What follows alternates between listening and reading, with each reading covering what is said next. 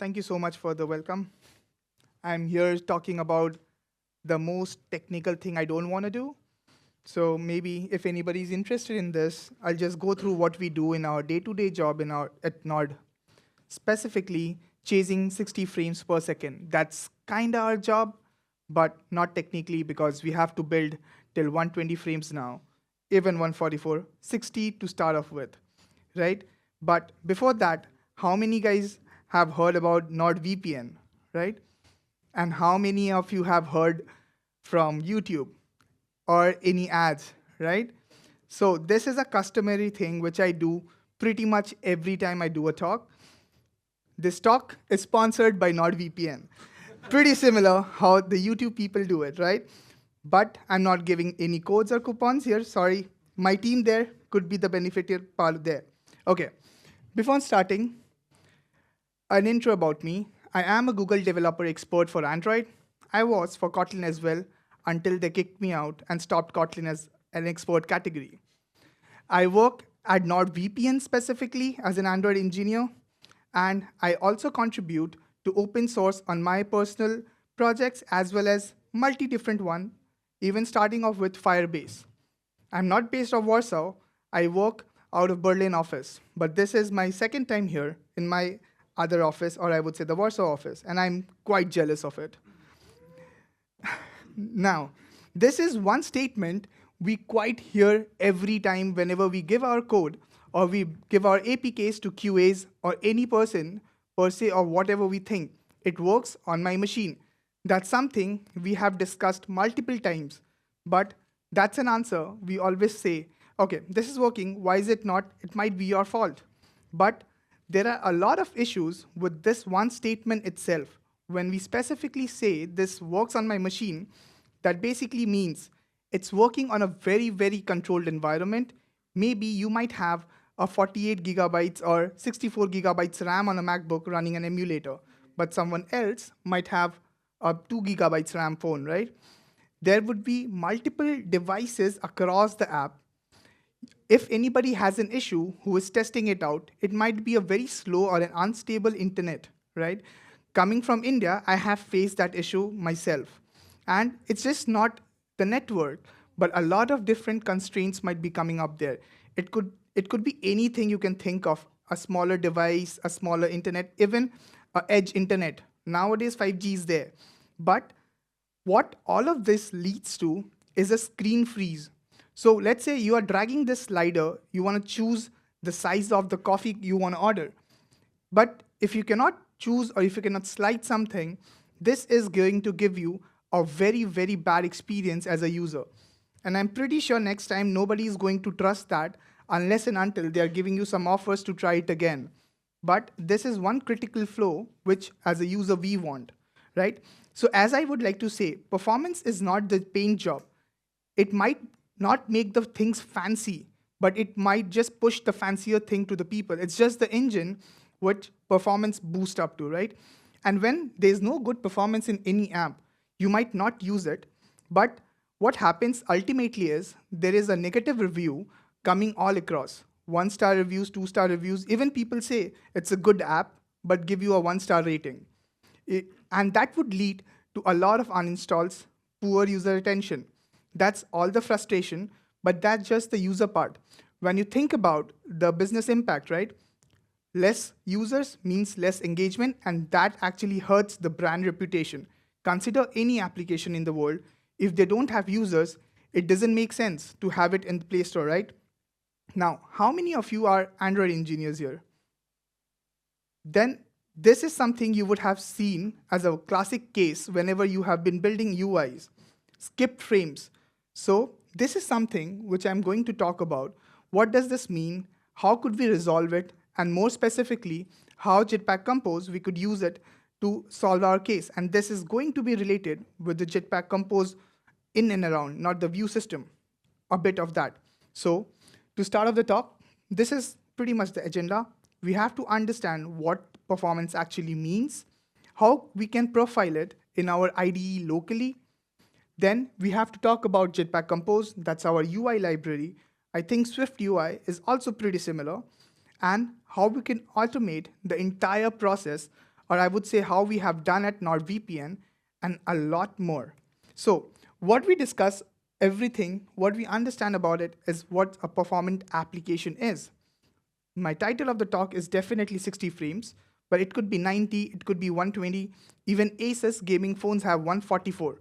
You have to understand, you have to make each and every user a flawless experience.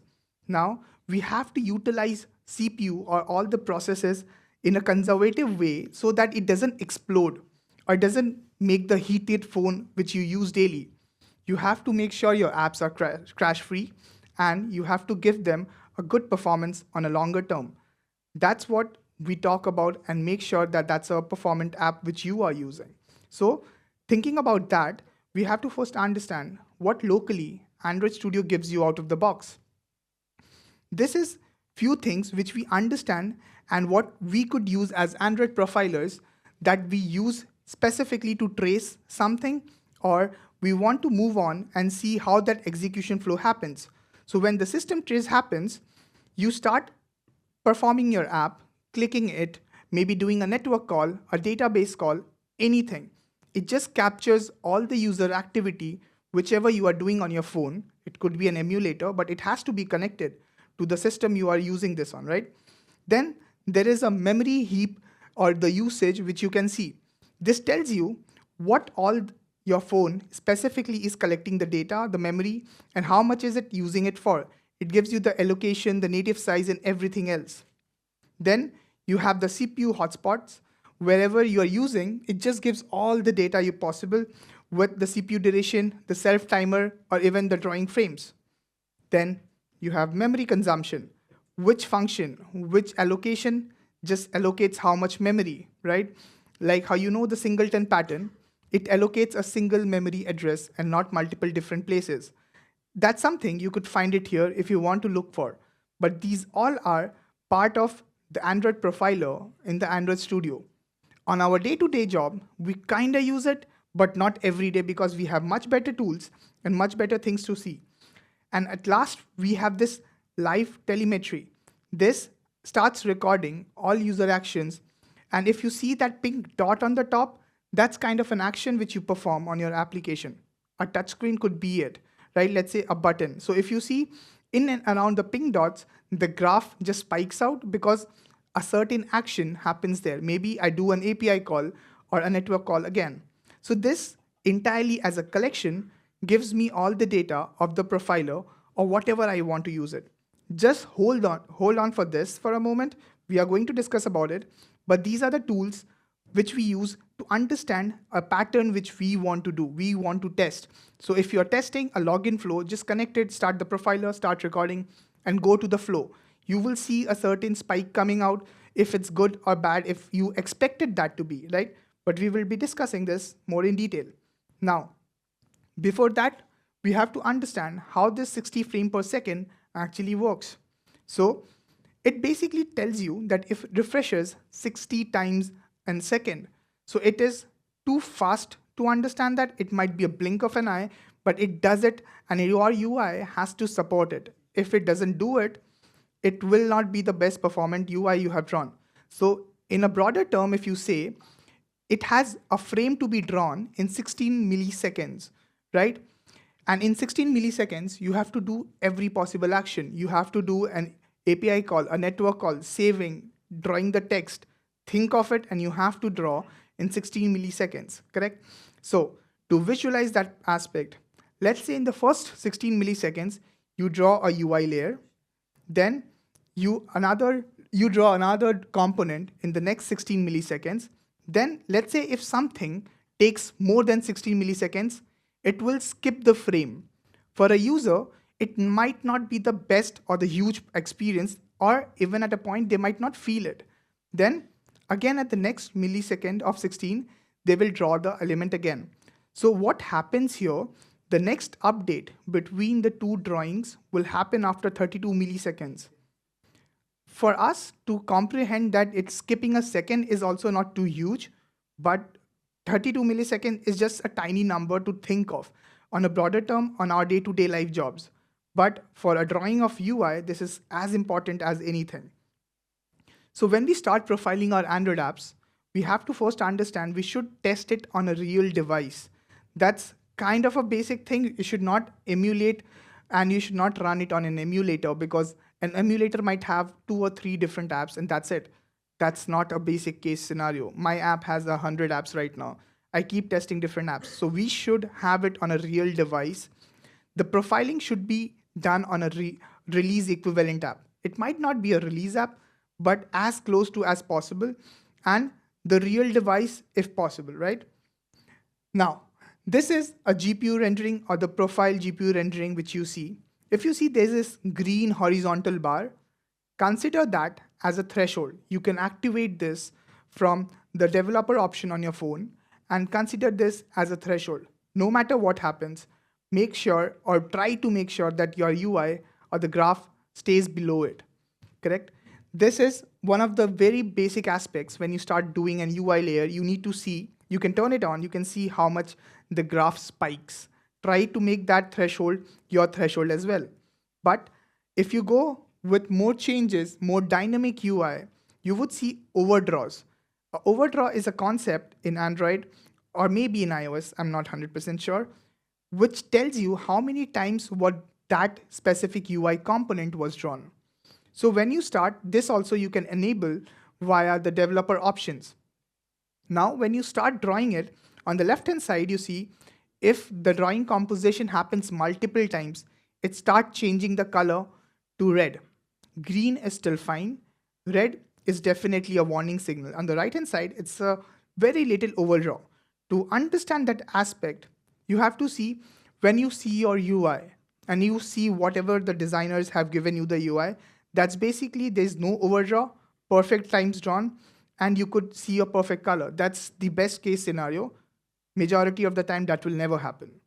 Then you have this blue color, it will overdraw one more time. Green is still fine because kinda it's a good, but since pink and red, where it starts overdrawing more than 3 times, it's kind of a danger signal to understand in Compose how many times it's recomposing, or is it blocking the thread to do something. So for all of these aspects, we need to understand how you can trace that exact flow, what flow to improve, and how to improve. So to understand the tracing, we have to understand few basic points.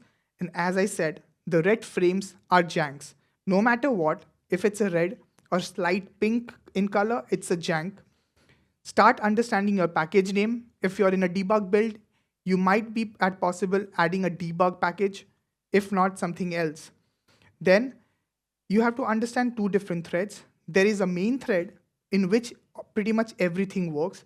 Now a lot of things we suspend to a worker thread via coroutines or maybe RxJava, but main thread is where your code runs, and if it takes too long of a time, this will block your main thread and you will get the response of app not responding. And then we have a render thread where the system draws your UI. The phone will use it to draw it here, right? So how do you trace it? To trace it, you have an out of the box function called trace, where you add your custom naming. I just added the test fragment content trace, and inside this, you could add whatever code you want. That specific code would be traced again in the profiler. If you see my custom thread or custom trace is being worked on, right?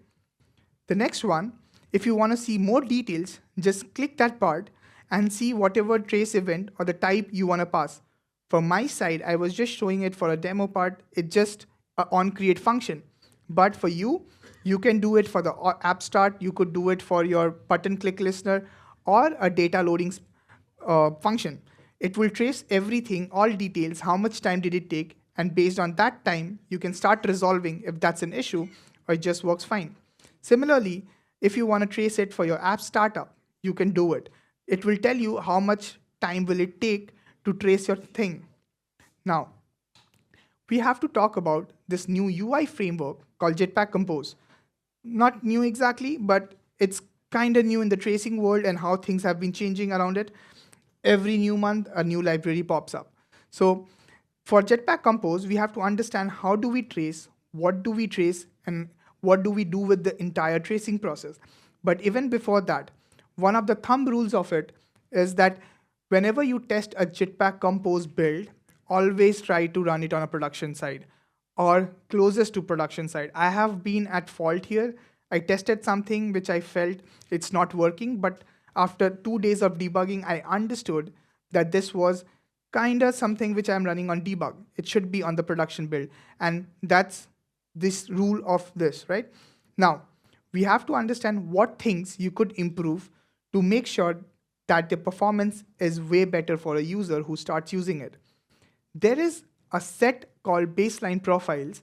A lot of people might be using it. A lot of people might start using it. But using baseline profile, what it does is it specifically takes a few user flows. It compiles beforehand on your phone, on your app, and it ships to the user. So when the user starts using that flow, it doesn't have to load at that specific time. It can load even before that because it's being shipped with the APK. And then the user has a smoother flow because it already knows, it has already tracked the user flow. Now, how do you get that user flow is up to you. Maybe you discuss with your team leads, your product owners, whoever is responsible for making sure what's the executive flow is. At Nord, we integrated this 2 years back, and we saw a huge jump of 60% improvement on using baseline profiles. We tracked multiple different flows, but this one was the highest jump in numbers what we saw at NordVPN. With this, we did a collaborative study with Google as well, and we published our study at this Google blog. If anybody wants to scan, you can see how we did it and what we did so that you could understand how we achieved the 60% flow using just baseline profiles. We did not have to do any complicated stuff ever. Now, when you start working with Jetpack Compose, you have to also understand the layout inspector. It's kind of a flow where you start seeing how the layout works. So if you see, if I click something, there are numbers on the left that gets increased, 3, and there's 2 numbers, right? 2 columns, one in black and one in gray. So when we start about talking the black part, it's the recomposition count. How many times the data updated and how many times it redrew itself. It's the recomposition we say. So the amount of time it drew was 1 here. And this one is something called skip count. It skipped itself to draw because the data did not change for that specific component. So the darker part is kind of what we look for. But in general, what we say is, if the recomposition count happens n times, let's say it happens 100 times, we might see at a huge number, but it's totally fine if it handles all the frameworks, all the frames of drawing it itself in 60 frames, right? But if on the other hand, if it skips multiple times, if it recomposes two times, but it takes a huge time to draw, that's a problem. Doesn't matter if the recomposition happens too often. It should just make sure that 60 frame per second minimum threshold is followed. So this is where you can start following all the things around. Then with all of this, we have a certain library of runtime tracing with Jetpack Compose. You should never push this in production. I'm not sure if that's visible, but we should never push this in production, just saying it out loud. Perfetto is kind of a heavy library. Even if you want to do it, you can just push it to debug implementation, but make sure never do it. So to start the tracing and around, you have to first understand you can do a lot of things with macro benchmark. This will benchmark your user flow. This will benchmark your even startup time, things you want to do, right? So it gives you a performance test. We write UI test, we write unit test, but it's as equal as important to write performance test for the executive important user flows. Because let's say if you write a performance test for the purchase flow, this gives you an aspect of understanding how quick, how better would it be for users to do that executive flow and go to the payments and pay us money, because ultimately that pays our salary. And it tests a user journey. So a user journey could be payments, a login, anything else you can think of, right? It gives you a lot of granular data which you can start implementing, start visualizing, and when you start seeing that data, you would know a lot about your applications. And the best part is, you cannot always try to utilize your developer time to do it. You can integrate it with CI, GitHub, GitLab, anything you want. In this talk, we are going to focus on 2 things. Frame duration CPU milliseconds. This tells you how much time did the entire flow take to draw the UI. You have to understand that you draw the UI for each and every frame, each and every screen, and each and every millisecond. So how much did it take? And it gives you a threshold. And this is the another one, frame overrun milliseconds. What this tells you is how much time extra did it take from the threshold. So this two data will make you visualize how your UI is performing or how the user flow with that specific UI set is performing. When you start doing this, you can write your macro benchmark test pretty much similar to this. You have to just use the rule of benchmark rule, which is a macro benchmark. But here, the focus is on this, the matrix we want to trace. Right now, I'm tracing the frame timing matrix, which is important, which I told you, which we are going to see. But this is just one aspect to it. You can add multiple different metrics to it because it takes a list. Few of them, which highly recommended, are startup timing matrix, which tells you how does it perform in different environments. It could tell you how it performs for the worst 10% users to how it performs for the first 90% of the users. Frame timing, the ones which we detected. Trace sections, it traces a specific section where you have added a certain code block, which it checks.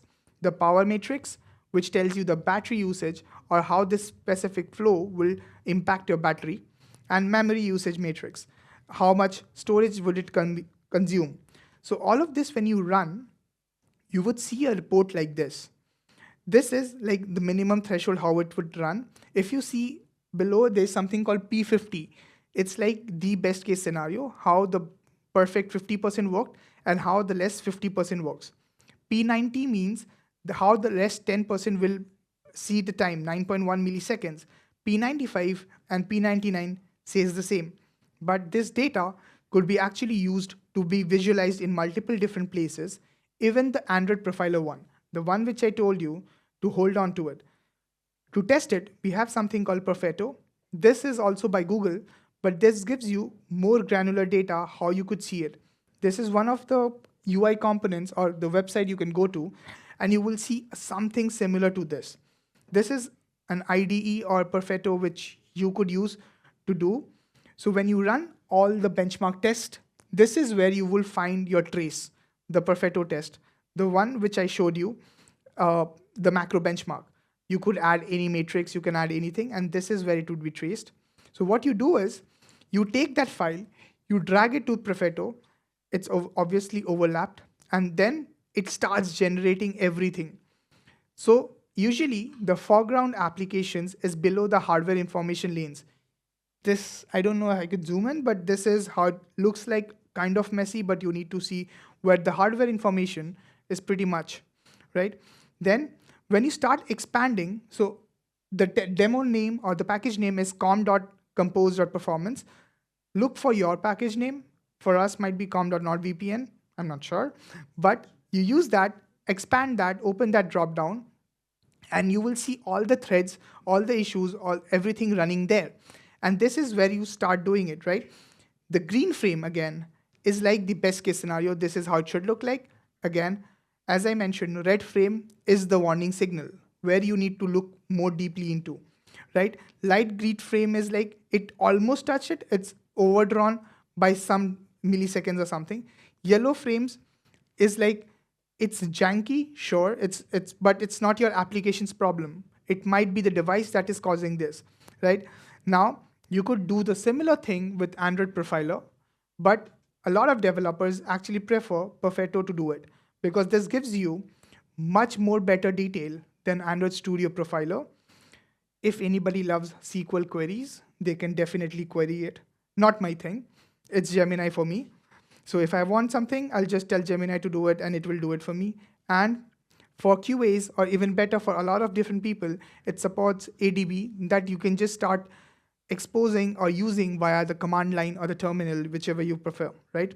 So when you talk about Android or in general the Jetpack Compose, what are the things you can resolve really quickly to see an improvement on your UI side?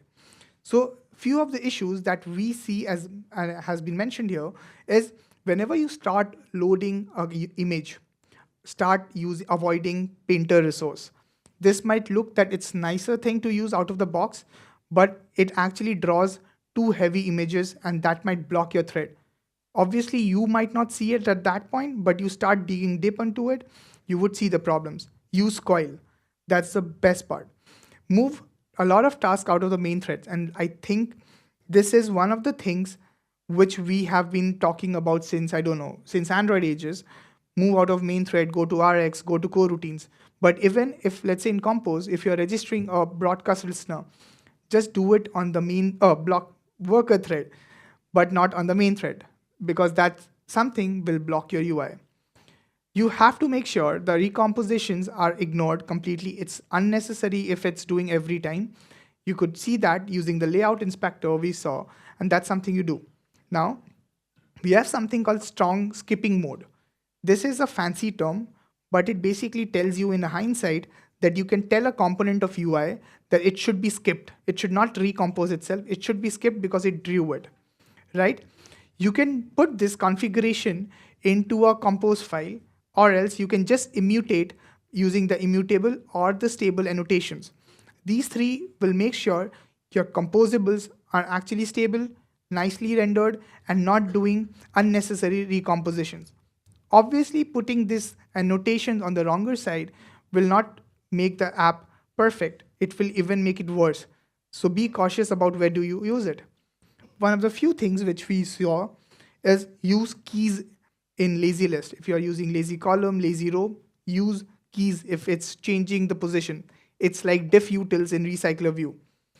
Do not over remember. This is a line which I like personally, but remember is something which tries to stop and change the value only if the value has changed, not every time it draws. And there is a modifier for a lot of tasks in UI you need to do. Change alpha, transition, rotate, graphic layer. Try to use graphic layer rather than directly using the modifier, because this graphic layer will make sure that you don't overdraw it or you don't calculate the drawing size again and again. It just specifically changes the value of it rather than drawing it.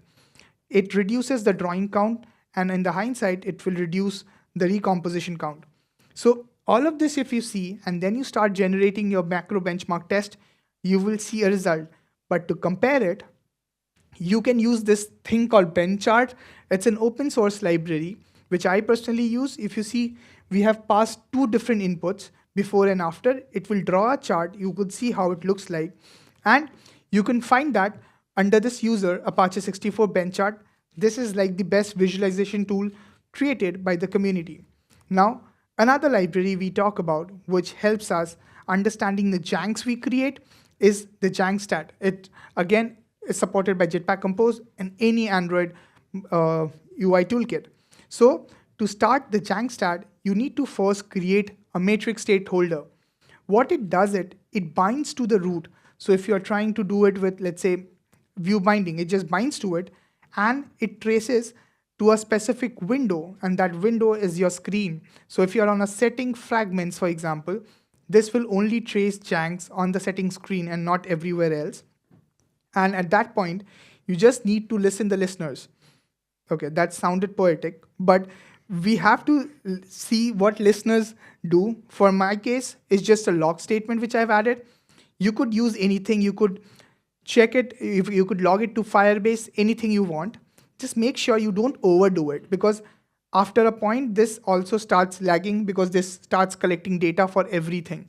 Don't overdo it. If you are debugging it, sure, best part, but not overdoing is not a good thing. Now, we have to understand observability. Okay, to know how actually users use your app rather than you, because you on a hindsight are working with a team of few people who thinks this is the best implementation. This is kind of alpha beta testing to understand you push something to the users and you monitor it. That is where this comes. So what we basically want to do is we want to see what your users see. That doesn't mean violating the GDPR. We specifically want to see how the app works, how everything works on that specific device of that user without the personal information. So you have to first understand you don't look for the P50, which we talked about. That's kind of the median user. They're just fine. Top 50 users are the perfect ones. But you have to understand how the P10 or the slowest 10% are struggling with. How does that look like? So when you start seeing a developer device and you start assuming a real user, data could be collected from any source. This is how it should look like. So if you see the startup time matrix, on a developer side, it would be 200 milliseconds. But a P99, the less 1% user who are not the best performant ones, might take a huge leap of taking and loading that entire set, right? The app startup. So it might take a lot of specific time. So you need to monitor these changes, these data, these bars, and then you start acting towards it. Do you need to improve? If yes, what, where? And for that, you need to monitor all the things that has been coming alongside this. This data is just a part of it. But for us at Nord, we kind of use Firebase performance monitoring.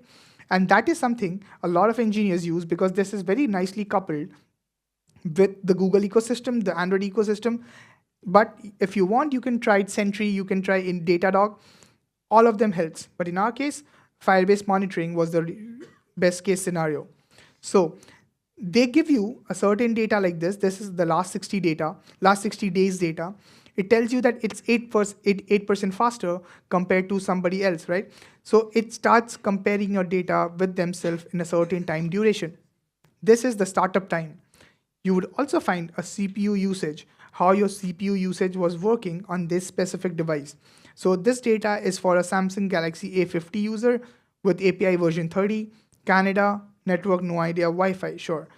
It gives you a CPU usage of everything, how it works, how the memory heap was, because if you start debugging an application on your side, that perfectly works, but you don't know how a real user is working. So this is the data you want to see. Then you can see the network traces, and by this I specifically mean you can see how your APIs work, what is that changes, how the response works, and everything. These are also important because if a lot of network calls start failing, this will impact the user experience. Now you also have to see how a specific screen renders, how much time does it take, and does it have a higher number of frozen frames, right? So if you see the left hand side, it will be the activities.